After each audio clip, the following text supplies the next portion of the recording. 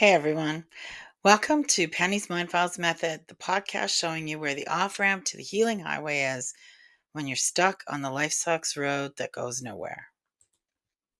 It's been a few weeks, right? Well, I was on a learning mission and I anticipated would only last for a week or so.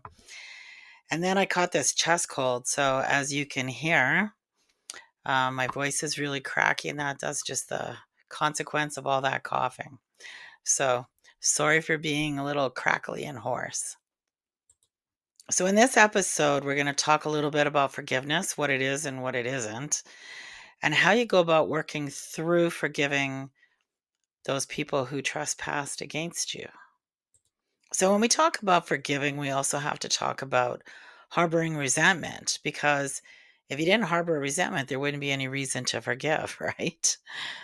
Plus, and this is a big one, before you can extend heartfelt forgiveness, because that's the real deal, not intellectual forgiveness.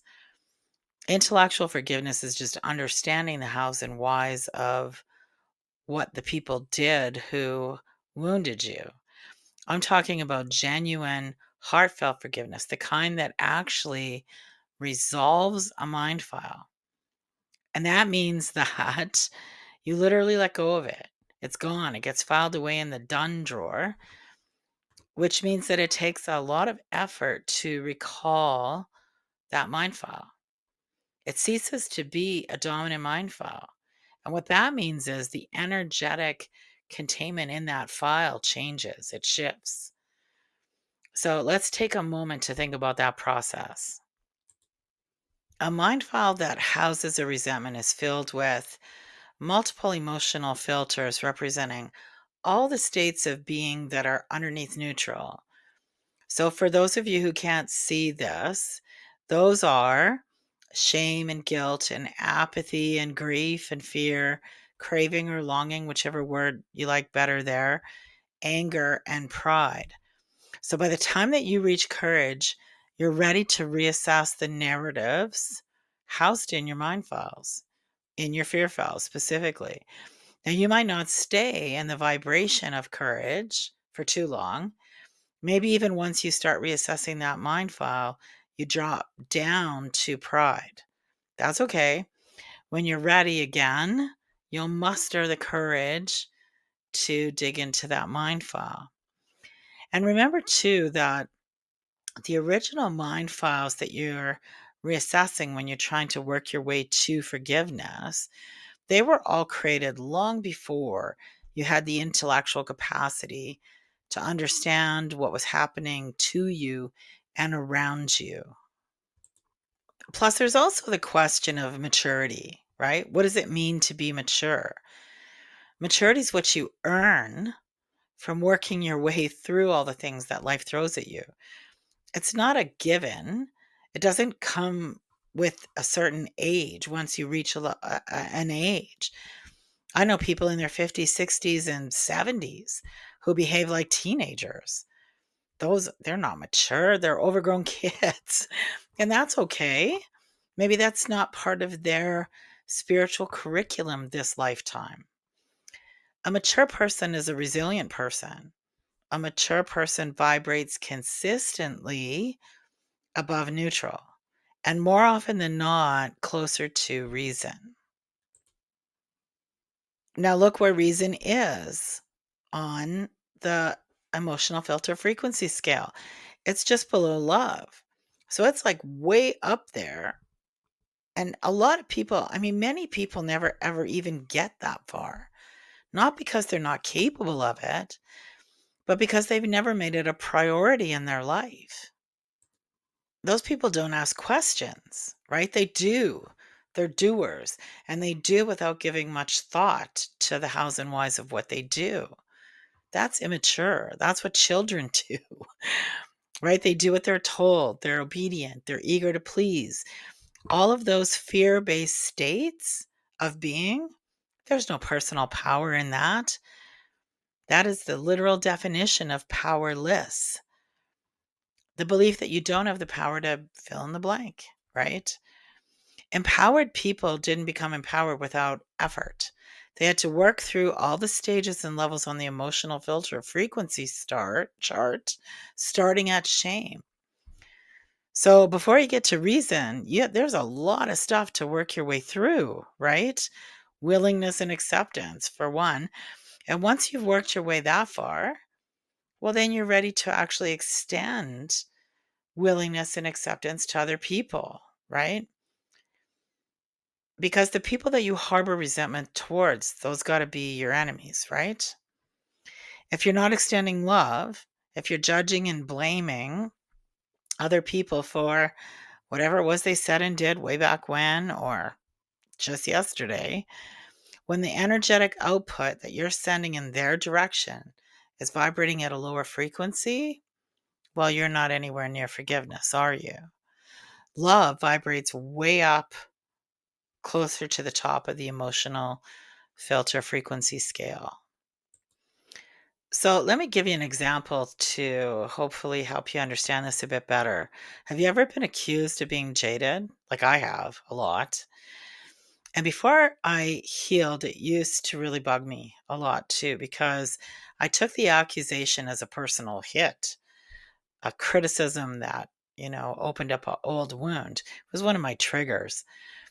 But once I forgave, like once I resolved all those mind files, well, then when somebody says I'm jaded, like I know it's not true, because I know that I don't harbor any resentment anymore and therefore can't be jaded. So whatever their accusation is falls into neutral territory because I've already replaced the fear and doubt of the original mind files that were triggering me and making me jaded, maybe.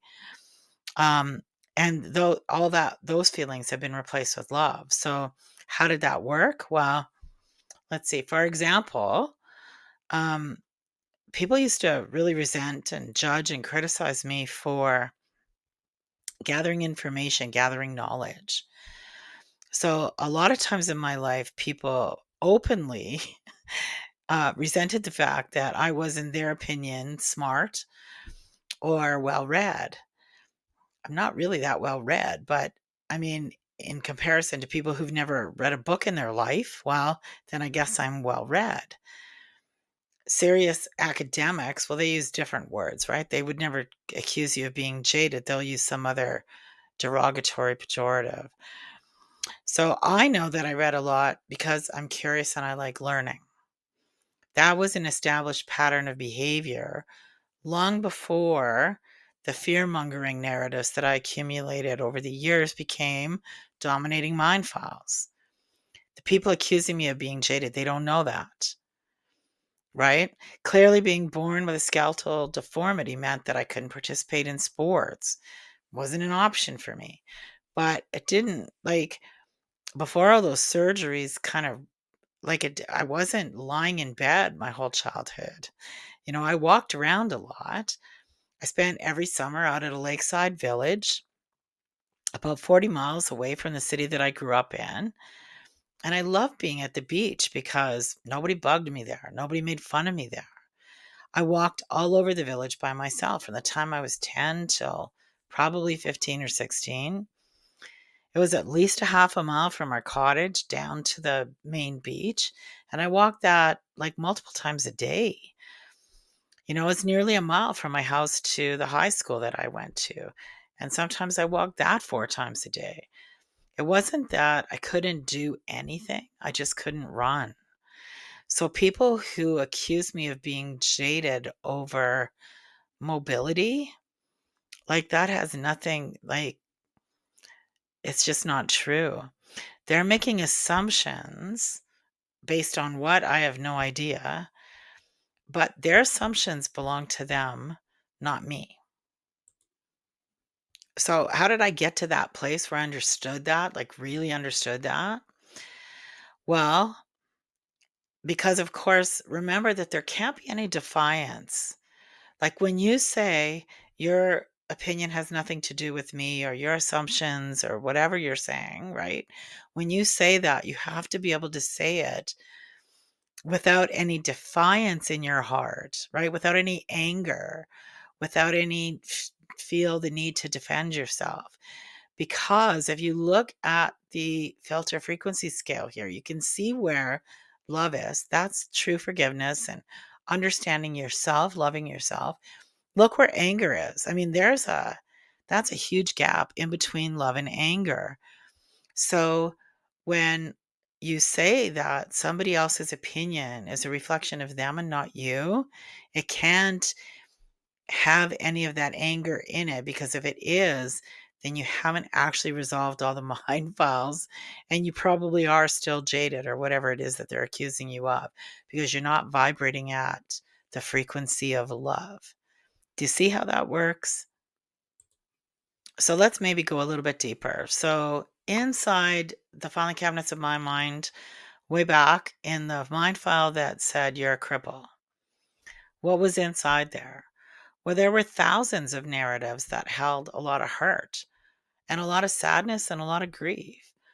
All the stories that describe being bullied at school for the way I walked, all the stories that recounted the sideways glances from the doctors and nurses, the pitiful looks, ooh, that poor kid, you know? And then, of course, the shame that I saw in my father's eyes, not my earthly father, not God the Father. So to me as a kid, I didn't understand that the shame that I saw in my dad's eyes was because he knew that he was helpless to do anything about it. There's that thing again, right? Powerless. My dad was a control freak and he thought he could do something about everything. And that's why his own fears dominated his life. His shame got projected onto me and became a full blown resentment because I felt betrayed by him. Wasn't he supposed to love me unconditionally? Did he? I certainly didn't think so as a child. And now, as an adult, I understand that he wasn't capable of loving me unconditionally because he didn't love himself unconditionally. You can't give away something that you don't first possess. So, all the taunts I heard over the years at school, the whispers behind my back, the resentment in the eyes of the kids when the teachers made them take me on as a teammate for whatever sports game we were playing in gym class, all of that pain was represented in narratives with their emotional filters attached in my fear cabinet. I resented all those people who made fun of me because I couldn't run. I thought I couldn't have fun in the same way that they did, and that hurt. I felt unbelievably less than. I remember once there was this girl, I think grade 4 or 5, she came to the school. Her name was Veronica, and she felt sorry for me, tried to befriend me until everybody started making fun of her for hanging around with me, that is. But I knew that she pitied me, and pity wasn't going to do anything to erase the hurt that I felt. It actually compounded my pain. The shame, the apathy, the grief, the anger attached to all those narratives when somebody called me a name like the weeble wobble who couldn't fall down, all of those emotions were resolved when I forgave myself. See, that was the twist, right? The bully's power lies in the lie that they're hurling at you, right? If I didn't believe them, whatever it was that they were saying about me or calling me, if it hadn't been true, well, then their words wouldn't have mattered, right? It was the truth that hurt. A neutral perspective says, we were all just kids. We didn't understand the gravity of the situation. But no, that's a total cop out because I'm assuming that the sideways glances from all the adults, the doctors, the nurse, every adult that I ever came into contact with, right? The sideways glances and the pitiful looks, like they all knew what they were doing, didn't they? I'm assuming they understood, right? What's that saying? Assume makes an ass out of you and me. Neutral positions don't heal. So when you're working your way up the scale, neutral perspectives are delay tactics. That's what they really are. It's kind of where you'll take a rest on the way up towards forgiveness and love. So when you're done resting, the next level up from neutral is willingness. So that perspective says, are you willing to face the truth? Are you willing to admit that you are crippled and that you do weeble when you walk? Yep. Okay, good. Let's move on. After willingness is acceptance. So this is where the question of who you are comes into play. When I was ready to learn who I was, like who I really was, life took me to a place where I had the opportunity to learn. So what happened was, after working the same job for almost 25 years, the safety net that I thought was underneath me tore open, and I was forced to quit and start and look for a new job. I was extremely resentful at that time. But today I'm extremely grateful, because that forced fresh start did more to teach me who I was than anything else could have, right? Because that's when my life shifted. So I found out that I could do far more than I thought. But then that created a whole new problem, because when I realized that I could, right, then the question became, well, what happens when you can't again? What happens if that comfortable position all goes away again? Because that day will come, right? Will you still be able to accept yourself as you are? So then the question is, well, who am I really? Who is this person that I'm accepting? That was the real question. And that led me to reason. Reason's the next level up. Now, that perspective says, well, if all the things that they said about you were true, then why carry the anger and the grief and the shame? If all the things that they said about you were false, then why carry the anger and the grief and the shame, right? I had to work through all of those things: shame, guilt, apathy, grief, anger, pride. Who was I? Was that who I wanted to be? All those things, that mishmash of yucky stuff? No, I didn't want to be that. So once I had answers to all of those questions, well, then I could work on learning how to love myself unconditionally. And once I could do that, then I knew that I could extend unconditional love to others. Once I forgave myself, then I could extend forgiveness. You can't give away what you don't first possess. So that's the process of forgiveness. It's way more than making some simple statement like, well, I forgive so and so for what they said or did. Now, there's a deep spiritual belief that God gives us everything we need to get through life, and I wholeheartedly believe that. I believe that God instilled in me a curiosity that never quits. There's always been in me a strong desire to seek truth, right? To learn. And that desire was always fueled by my curiosity. I ask questions and I just keep asking them. So the people who don't really know me but feel compelled, for whatever their reasons are, to make a comment about my behavior, my perspectives, they always jump to the conclusion that I'm jaded. The label jaded implies that I harbor resentment, and to resentment to somebody or a bunch of somebody's. I don't, but people who have never had to forgive, who have chosen not to forgive, or who've said that I've forgiven people, but they haven't actually, because they didn't understand what it really was or what it entails. So those are always the folks who accuse me of being jaded. See, that's the sacred mirror thing.